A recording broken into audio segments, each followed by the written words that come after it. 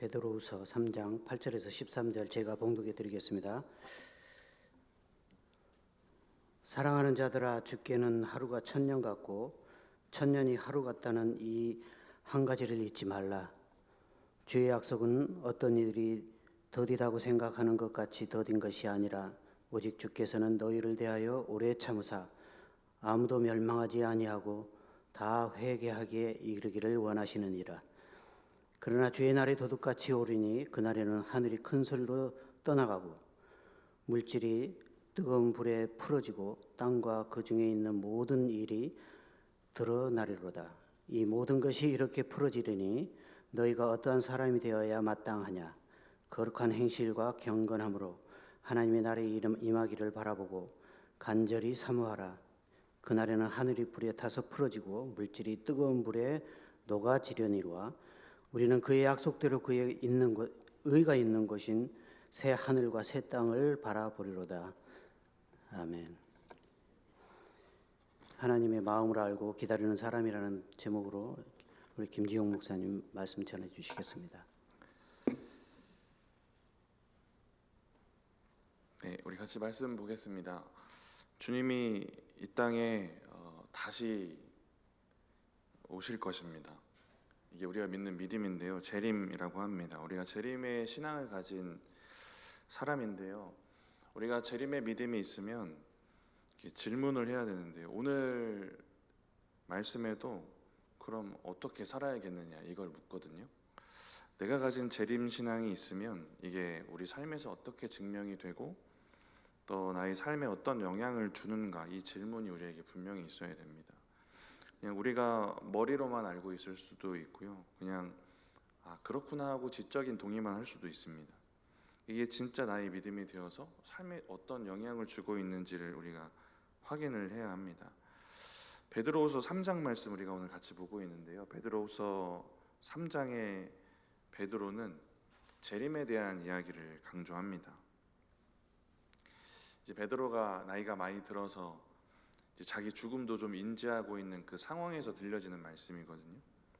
이제 교인들을 부르고 있는 호칭도 사랑하는 자들아입니다. 정말 애타는 마음으로 이제 뭔가 마지막 말을 남기듯이 강조하고 있는 내용 중에 하나가 이 재림의 믿음입니다. 너희가 이걸 꼭 알아야 된다 하면서 3장의 이야기를 하는데요, 먼저 베드로가 이 이야기를 강조하고 바울도 강조하는데, 이 시대에 재림을 문제 삼아서 재림이 없다고 말하는 사람들, 재림이 왜 이렇게 안 일어나느냐, 더디다고 말하는 사람들이 많았기 때문입니다. 먼저 베드로가 3장 4절을 보시면 거짓 교사들, 그들에 대한 얘기를 하는데 그들이 3장 4절처럼 얘기를 합니다. 우리 4절 말씀 같이 한번 읽어보겠습니다. 이르되 주께서 강림하신다는 약속이 어디에 있느냐, 조상들이 잔 후로부터 만물이 처음 창조될 때와 같이 그냥 있다 하니. 주께서 강림하신다는 약속이 어디 가느냐, 왜 안 이루어지고 있느냐라는 겁니다. 조상들이 잔 후로부터라고 하는데 그 믿음의 선조들이 다 죽었는데 아직도 재림이 안 이루어졌다는 겁니다. 그리고 만물이 처음 창조될 때와 같이 그냥 있다, 창조될 때와 변함없이 아무 일도 일어나지 않고 있다라는 얘기를 하고 있고요, 이런 얘기들을 하면서 재림을 믿고 사는 자들을 조롱하게 됩니다. 이들이 재림을 부정하는 이유가 3장 3절에 나오는데요, 우리 3절 말씀 같이 한번 읽어보겠습니다. 먼저 이것을 알지니 말세에 조롱하는 자들이 와서 자기의 정욕을 따라 행하며 조롱하며, 자기의 정욕을 따라 행하며입니다. 이게 이유인데요, 자기의 정욕대로 살면서 재림을 믿는 사람들을 조롱합니다. 정욕대로, 믿음이 있고 교회 안에도 있지만 자기의 정욕대로 사는 이 삶을 정당화하기 위해서 재림이 없다고 말합니다. 이 땅에 교회 안 다니는 사람 포함해서 재림이 없다고 생각하면서 살아가는 예수 믿지 않는 많은 사람들이 이 정욕 가운데 사는 것처럼 그렇게 살아갑니다. 주님이 안 오실 것처럼, 주님이 오셔서 이 땅을 심판하지 않을 것처럼 사는 겁니다. 우리 가운데 재림의 믿음이 있다면 주님이 다시 오셔서 심판하실 것을 아는 사람처럼 살아야 하는 것인데요, 그런 사람은 자기의 삶을 거룩하게 잘 만들어가게 됩니다. 정욕대로 안 사는 거예요. 그러니까 재림의 신앙이 저와 여러분에게 가져다주는 가장 확실한 변화 중에 하나는 정욕을 따라 사는 것에서 벗어나게 해주는 겁니다. 정욕을 따라 살지 않는 이유는 심판하실 주님이 두려워서가 아니라 주님이 오실 그 재림을 예비하는 사람이기 때문에 그래요.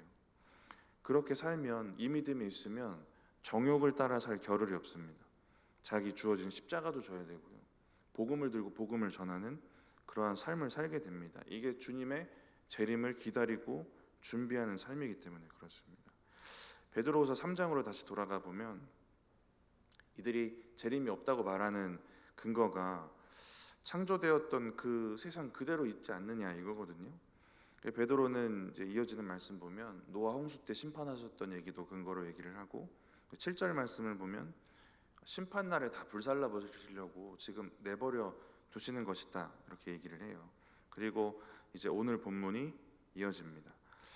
먼저 8절 9절을 좀 보시면 재림의 신앙이 있는 사람들이 하나님 앞에 어떤 태도를 가지고 있어야 될까, 이 두 가지 정도를 생각해 볼 수 있는데요. 우리 8절 말씀 먼저 같이 읽어보겠습니다. 사랑하는 자들아, 주께는 하루가 천년 같고 천년이 하루 같다는 이 한 가지를 잊지 말라. 하루가 천년 같다. 하나님은 천년이 필요해 보이는 일이더라도 하루라는 짧은 시간에 행하실 수 있는 능력이 있는 분이시고요, 천년이 하루 같다. 하나님은 천년을 하루처럼 여기실 수도 있습니다. 하나님이 영원하신 분이시고 영원이라는 시간을 비춰보면 이 천년도 짧은 시간일 뿐이죠. 인간은 이 시간이라는 그 시간 안에 거하면서 사는데요, 하나님은 그 시간 위에 계시는 분입니다. 그러니까 주님이 재림하시는 시간이 우리가 생각하는 인간의 그 시간 개념으로 이해하고 설명할 수 있는 문제가 아닌 거예요.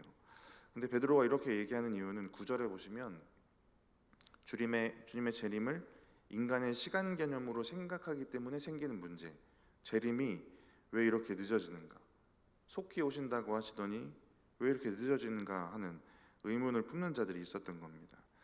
인간의 시간 개념으로 이 재림을 설명할 수가 없어요. 오직 시간 위에 계시는 하나님의 그 전능하심, 초월적인 능력, 하나님의 주권과 계획, 이 안에서 설명이 되는 문제인 겁니다. 천년을 하루처럼, 하루를 천년같이 거하시는 이 하나님을 8절에 그래서 잊지 말아라, 기억하라고 얘기를 해요. 그렇게 하지 못하면 오류들이 생겨나는 겁니다. 재림이 언제 올 것이다 라고 시간을 지정해버려서 우리나라에도 있었죠. 시한부 종말론, 이런 일들이 생기거나 재림이 왜 안 일어나는가, 왜 이렇게 늦어지는가 하면서 낙심하고 또 실망하고 부정하기도 하고 이런 사람들이 생기는 겁니다. 전능하신 하나님이 시간 위에 계시고 하나님은 그 영원이라는 시간 안에 계시기 때문에 인간은 그 안에서 주어진 시간을 그냥 살면 되는 거거든요. 늦어진다고 조급해할 필요도 없고 재림이 갑자기 올까 이걸 두려워할 필요도 없습니다. 하나님의 이 경륜과 계획, 그걸 기억하면서 우리에게 주어진 시간을 살아가면 됩니다. 우리에게 주어진 시간을 살아간다, 이게 재림 신앙에 있어서 중요한 요소입니다. 베드로도 강조하고 바울도 강조하는 부분인데요, 재림의 신앙은 미래를 소망하는 신앙이긴 한데 이 재림 신앙은 현재를 사는 신앙이 되어야 합니다. 지금을 살아야 되거든요. 바울도 데살로니가 전서에서 재림에 대해서 많은 얘기를 해요. 각 장이 끝날 때마다 주님의 강림하심을 이야기를 합니다. 근데 이 이야기들을 종합해 보면 바울이 결국 하고 싶은 얘기는 지금을 살아라예요. 지금을 살아서 너희가 가지고 있는 그 교회의 신앙, 너희의 신앙이 종말이 임할 때까지 흔들리지 않고 보존되도록 해라. 이게 바울이 데살로니가 전서에서 하고 싶은 얘기입니다. 그러니까 바울이 재림에 대해 이야기하는 걸 보면 죽음 이후의 삶, 그래서 얻게 되는 그 삶을 강조하는 게 아니라 결론적으로 하고 싶은 얘기는 현재의 삶을 어떻게 살아라입니다. 서두에 드린 질문이 그래서 중요해요. 재림의 신앙이 나의 삶에, 지금의 삶에 어떤 영향을 주는지, 이 부분을 우리가 확인해야 되는 겁니다. 이어지는 9절 한번 읽어보겠습니다. 주님의 약속은 어떤 이들이 더디다고 생각하는 것 같이 더딘 것이 아니라 오직 주께서는 너희를 대하여 오래 참으사 아무도 멸망하지 아니하고 다 회개하기에 이르기를 원하시느니라. 주님의 재림이 더디다고 말하는 사람들이 있었던 겁니다. 부정하는 사람도 있었고, 근데 베드로는 더딘 게 아니라 너희에 대하여 오래 참으시는 것이다. 왜냐하면 주님은 다 살기를 바라시니까, 멸망하지 않고 다 회개하기를 원하시기 때문에 그래요. 주님이 원하시는 건 모든 사람이 구원받고 사는 거, 이게 주님의 진심이고 주님의 마음입니다. 이게 빨리 재림 안 하시는 주님의 본심이에요. 구절을 보시면 이 오직이라는 단어를 사용해서 하나님의 간절한 이 마음을 표현을 하는데요. 한글 번역에는 이게 한 번 나왔는데 이 단어가 원어를 보면 2번이나 강조가 돼요. 이 간절한 마음을 이렇게 하나님께서 표현을 해주십니다. 모두가 살기를 바라시는 마음. 그러니까 이 마음을 우리가 잘 이해하고 머리로 말고 가슴으로 잘 이해해야 이 재림의 신앙을 가지고 재림을 어떻게 기다리며 살지를 우리가 잘 생각해 볼 수가 있어요. 그리고 그렇게 살 수가 있습니다. 오늘 제목처럼 하나님의 마음을 알고 기다리는 그러한 사람이 되는 겁니다. 8절 9절 보면 두 가지 태도를 얘기해요. 8절은 시간 위에 계시는 하나님의 그 전능하심을 바라보는 태도입니다. 그걸 인정하는 태도예요. 9절은 주님의 마음 바라보는 태도고요. 이런 태도를 가지고 재림을 기다리면서 지금을 잘 살아가시면 됩니다. 그럼 어떻게 살면 될까? 첫 번째는 재림이 여러분에게 위로가 되어야 됩니다. 너무 기본적인 것. 재림이 소망이라는 개념 안에서 우리 안에 위로가 되어야 돼요. 데살로니가 전서에 바울이 재림 이야기 많이 하는데 이 이야기를 많이 했던 이유 중에 하나는 이 재림에 대한 잘못된 지식이 퍼지고 있었어요. 그래서 이미 먼저 죽은 사람 때문에 슬퍼하는 사람들이 생깁니다. 그래서 재림에 대해서 올바른 지식들을 가르쳐요. 데살로니가전서 4장 16, 17절을 보면 주님이 재림하실 때 죽은 자들이 일어나고 살아있는 자들도 주를 영접할 것이고 그들 모두가 주님과 함께 항상 함께 있게 될 것이다 라는 얘기를 합니다. 이게 재림이다. 이 재림에 대해서 개념을 분명하게 정리를 해줘요. 그리고 이어지는 말씀에 바울이 이렇게 얘기를 합니다. 이러한 말로 서로 위로하라. 올바른 재림에 대한 믿음을 가르치면서 이것으로 위로를 얻게 합니다. 오늘 본문 13절도 보시면 재림의 결과로 얻게 되어진 하나님의 나라에 대한 얘기를 하거든요. 오늘 본문 13절 같이 한번 읽어보겠습니다. 우리는 그의 약속대로 의가 있는 곳인 새하늘과 새 땅을 바라보도다. 바울이 말했던 것처럼 하나님과 항상 함께 있게 될 곳, 재림의 결과로 얻게 되어지는 그 하나님 나라를 이야기를 합니다. 이것이 지금의 삶을 살아가는데 소망이 되고 위로가 되어야 된다라는 겁니다. 이거 그냥 직접 우리에게 질문해 볼 수도 있는 거예요. 여러분이 지금 세상을 살아가면서 여러 문제를 앞에 두시고 있고 여러 어려움들이 있습니다. 그 어려움에 이 재림의 신앙을 비춰봤을 때 정말 이것이 우리에게 소망이 되고 또 위로가 되는지를 돌아보시면 될 것 같습니다. 재림에 대한 이 믿음을 가지고 또 우리가 누군가를 위로할 수 있을까? 데살로니가전서 그 말씀처럼 서로 위로하는 그 말씀이 되어지고 있는가도 우리가 돌아볼 수 있습니다. 바울도 그렇고요. 베드로도 재림에 대한 말씀과 이 그 믿음을 통한 그 위로를 현재의 삶의 모양으로 가지고 오고 있어요. 바울은 명확한 재림의 교리를 이야기하고 이 믿음을 가지고 지금을 소망을 가지고 또 위로를 얻으며 살라는 얘기를 합니다. 특히 데살로니가 교인들이 마주하고 있던 상황은 엄청난 핍박이에요. 예수 믿어서 당했던 핍박. 바울이 거기에서 전도하고 교회 세울 때 바울이 당했던 그 핍박을 그대로 이어받고 있거든요. 그 가운데 재림의 믿음으로 지금의 그 고난을 견디고 이기라는 얘기를 하는 겁니다. 재림의 신앙이 저와 여러분에게 지금 처한 고난을 이기는 그러한 믿음이 되어지기를 축복합니다.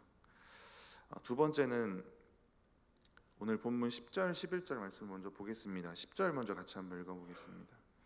그러나 주의 날이 도둑같이 오리니 그날에는 하늘이 큰 소리로 떠나가고 물질이 뜨거운 불에 풀어지고 땅과 그 중에 있는 모든 일이 드러나리로다.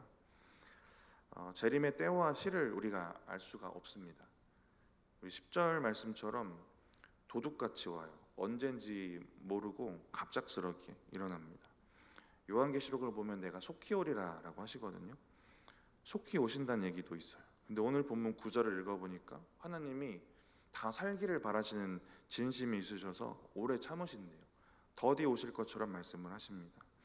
하나님은 재림에 대해서 성경에 두 가지 때를 말씀하고 계세요. 오래 참으셔서 더디 오시는 것 같은 때, 그리고 속히 오시고 갑자기 임하시는 때입니다. 저와 여러분은 이 상반되는 두 가지 때에 그 사이의 긴장감 속에서 사는 겁니다. 이 긴장감이 무너지면 예를 들어 이렇게 돼요. 오래 참으심만 생각합니다. 또 위로에 대한 말씀도 드렸는데 위로만 생각해요. 더디 오실 것만 생각을 합니다. 그러면 삶이 안일하게 변합니다. 우리의 경험에도 있을 거예요. 내가 살아있는 동안 안 오시겠지. 우리가 무의식 중에 이런 생각하거든요. 재림의 신앙이 우리의 삶에 큰 영향이 없고 그냥 안일하게 생각하면 안일한 삶이 되는 겁니다. 근데 말씀드린 것처럼 재림의 신앙은 지금을 잘 살아야 되거든요. 그래서 이 두 가지 때의 긴장감 속에 우리가 우리의 믿음을 돌아봐야 되는 겁니다. 어떻게 살아야 될까? 먼저는 참으시는 하나님의 마음과 목적을 잘 기억해야 되고, 속히 오시는 그 때를 바라보면서 살 때는 언제 오셔도 우리가 부끄럽지 않도록 사는 겁니다. 이게 쉬운 일은 아닐 건데요. 재림의 신앙을 자꾸 우리가 마음속에 되새기고 재림의 신앙에 우리를 자꾸 비춰보다 보면 이 마음을 생각할 수밖에 없어요. 언제 오셔도 부끄럽지 않도록. 지금 오시면 어떡하지? 지금 오셔도 괜찮을까? 이 마음을 갖는 겁니다. 바울도 재림의 때와 시를 알 수 없다라는 얘기를 하면서 데살로니가 전서 5장 6절에 이렇게 얘기를 하거든요. 같이 한번 읽어보겠습니다. 그러므로 우리는 다른 이들과 같이 자지 말고 오직 깨어 정신을 차릴지라. 깨어서 정신을 차리고 지금을 잘 살라는 얘기를 합니다. 바울은 개인의 삶에서도 그렇고 교회 안에서의 삶에서도 그렇고 너희가 잘 살아야 된다, 거룩해야 된다, 이런 부분들도 같이 강조를 해요. 때와 시를 알 수 없으니까 깨어서 자기를 거룩하게 잘 지켜가라, 이 이야기를 합니다. 베드로도 오늘 본문 11절 같이 보실 텐데요. 깨어서 자기를 잘 지키라는 얘기를 합니다. 오늘 본문 11절 같이 한번 읽어보겠습니다. 이 모든 것이 이렇게 풀어지리니 너희가 어떠한 사람이 되어야 마땅하냐, 거룩한 행실과 경건함으로. 10절 읽었던 말씀처럼 재림이 도둑처럼 갑자기 임하게 된다면 11절에 이 질문 우리가 잘 새겼으면 좋겠습니다. 너희가 어떠한 사람이 되어야 마땅하냐. 재림이 도둑처럼 올 건데 너희가 그럼 어떻게 살아야 되겠느냐 라는 질문이거든요. 그리고 스스로 자답하는 게 어떤 얘기냐면 거룩한 행실과 경건함으로 살아라입니다. 두 번째 같이 나누고 싶은 건 어떻게 살아야 되는가. 거룩한 행실과 경건함으로 사시면 됩니다. 깨어서 주님이 언제 오셔도 부끄럽지 않도록 거룩한 행실과 경건함으로 사는 겁니다. 현재를 더 거룩하고 경건하게 깨어서 그렇게 살아가시는 것이고요. 세 번째는요, 복음을 전하는 삶을 사는 겁니다. 이 재림의 신앙과 복음을 전하는 삶은 맞닿아 있을 수밖에 없어요. 9절 말씀을 봐도 그렇고 이게 주님의 재림을 기다리고 예비하는 자의 가장 중요한 임무 중에 하나입니다. 12절 말씀 같이 한번 읽어보겠습니다. 하나님의 날이 임하기를 바라보며 간절히 사모하라. 그날에 하늘이 불에 타서 풀어지고 물질이 뜨거운 물에 녹아지려니와. 11절 마지막 부분이랑 이어서 읽어보면 거룩한 행실과 경건함으로 하나님의 날이 임하기를 바라보고 간절히 사모하라입니다. 하나님의 날이 임하기를 바라보고 간절히 사모하는 사람은 거룩하게 자기를 잘 지키며 살아야 된다는 얘기인데요. 이 간절히 사모하다라는 단어가 재촉하다라는 의미가 있습니다. 그래서 이 의미를 가지고 해석한 다른 한글 번역들이 있는데요. 이 새 번역과 공동 번역 성경을 좀 읽어보면 이렇게 번역이 됩니다. 하나님의 날이 오기를 기다리고 그 날을 앞당기도록 해야 되지 않겠습니까? 공동 번역 읽어드리면 하나님의 심판의 날을 기다릴 뿐 아니라 그날이 속히 오도록 힘써야 할 것입니다. 그날이 속히 오도록 우리가 힘써야 된대요. 그럼 우리가 어떻게 하면 되냐면 복음을 전하면 됩니다. 9절로 돌아가서 보시면 하나님이 오래 참으시고 재림을 늦추시는 이유가 아무도 멸망하지 않고 회개하기를 바라시기 때문에. 15절 내려가서 보시면 오래 참으심에 대한 얘기 한 번 더 하시는데요. 여기서는 어떤 얘기를 하시냐면 이 오래 참으심이 다른 사람에게 구원의 기회를 줄 것이다라는 얘기를 합니다. 이게 오래 참으시는 주님의 목적과 주님의 마음이에요. 그러면 우리는 그 마음과 목적에 동참하면 되는 건데요. 그게 복음을 전하는 겁니다. 모든 사람들이 복음을 듣고 알도록 복음을 전하는 거예요. 이게 재림의 신앙을 가진 사람들, 재림에 대한 주님의 마음을 아는 사람이 살아내야 되는 삶의 모습입니다. 첫 번째, 재림을 위로로 여기고 사는 것이고요. 두 번째는 깨어서 우리 자신을 거룩한 행실과 경건함으로 지켜가는 겁니다. 세 번째는 복음을 전하는 삶인데요. 우리가 이렇게 잘 살지 못할 때가 너무 많습니다. 여전히 정욕을 따라 살기도 하고요. 재림의 신앙이 정말 아무 의미 없이 우리의 삶에 그냥 지식적인 부분으로 남아있기도 합니다. 복음을 전하는 일에 동참하지 못하고 나를 경건하게 지켜가지 못할 때도 참 많아요. 왜 이걸 잘 못할까? 저는 오늘 제목에 답이 있다고 생각을 하고요. 제목 자체를 엄청 묵상을 했거든요. 네, 갑작스럽게 겟세마네를 준비하게 되면서 제목을 엄청 묵상했는데 이게 문제겠구나라는 생각이 들었어요. 지식은 문제가 아닐 거예요. 제가 했던 얘기를 모르시는 분이 거의 없을 겁니다. 재림에 대한 이 신앙을 우리가 지식적으로 다 알거든요. 근데 주님의 마음을 알고 이 부분이 안 되거나 잊혀졌거나 식어졌거나 이런 부분인 것 같아요. 우리의 주님을 향한 마음이 머리로 하는 거 말고 막 귀로 들어서 하는 거 말고 진짜 가슴으로 아는 게 잘 안 되는 것 같습니다. 주님의 마음이 깨달아지고 주님의 마음이 진짜 공감이 되고 주님의 마음이 진짜 내 마음이 되고 이게 잘 안 되는 것 같습니다. 주님의 마음을 알게 되는 그 부분이 잘 안 되는 것 같아요. 그래서 어떻게 주님의 마음을 잘 알아갈 수 있을까? 우리가 그동안 어떻게 주님의 마음을 알아왔을까? 한 두 가지 정도로 좀 생각해보고 마치려고 하는데요. 첫 번째 방법은 주님을 향한 우리의 마음이 청결해지고 깨끗해지고 순수해지는 것입니다. 너무 당연한 방법이기도 한데요. 세상을 살다 보면 이 마음들이 자꾸 뭔가 때가 타잖아요. 이 마음들을 자꾸 돌이키는 겁니다. 그래서 우리가 설교를 듣거나 기도 인도할 때나 보면 예수님 처음 만났던 그 순간에 대한 얘기들 많이 하잖아요. 그때 우리 마음이 얼마나 청결했습니까? 깨끗하고 순수했단 말이죠. 그럼 그때는 주님의 마음을 너무 알고 싶은 마음들, 공감이 되고 그래서 그냥 주님 앞에 헌신하고 순종했던 모양들이 있습니다. 그 마음들을 우리가 회복을 해야 되는 건데요. 마태복음 5장에도 보시면 여러분 잘 아시고 좋아하시는 팔복 말씀 중에 마음이 청결한 자가 복이 있는데 이 순수하고 깨끗한 그 상태거든요. 이 사람들이 받는 복이 하나님을 보는 겁니다. 그러니까 우리 하나님을 잘 바라볼 수 있고 그 마음을 잘 알기 위해서는 우리의 마음을 다시 처음에 그 깨끗했던 마음으로 돌이키는 방법밖에 없는 겁니다. 근데 오늘 베드로전서 후서 3장에 베드로가 재림 이야기를 강조하는데 이 이야기를 시작할 때도 이 순수한 마음을 강조하면서 시작을 해요. 베드로서 3장 1절인데요. 같이 한번 읽어보겠습니다. 사랑하는 자들아, 내가 이제 이 둘째 편지를 너희에게 쓰노니 이 두 편지로 너희의 진실한 마음을 일깨워 생각나게 하며, 이 편지를 왜 썼는지 목적을 밝히면서 너희의 진실한 마음을 일깨워 생각나게 하기 위해서다라는 얘기를 하는데요. 이 진실한 마음의 의미가 순전한 마음, 순수한 마음입니다. 이 베드로가 바라보는 교회와 성도들의 마음이 순수하지 않은 모양으로 자꾸 가요. 이제 외부적인 요인이 있습니다. 거짓 교사들, 다른 진리들, 이게 혼합되고 섞여져서 이 순수함을 자꾸 잃어갑니다. 그래서 이 순수함을 다시 내가 생각나게 할 것이다. 없던 것을 새로 너희에게 알려주는 거 아니고 일깨워서 예전에 너희가 품었던 그 마음을 생각나게 할 것이다라는 얘기를 하는 겁니다. 원인은 다를 수 있지만 우리도 이 마음들이 자꾸 식어지기도 하고 때도 타고 하거든요.